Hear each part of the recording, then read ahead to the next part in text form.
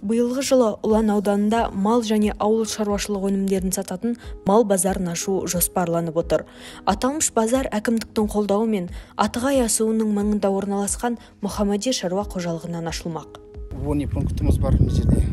Специально мал сойғанға. Жылқы, қой, сиыр, тағы да қандай нәрселер бар. Услуга да жасаймыз, кімге қандай нәрсе керек мысалы.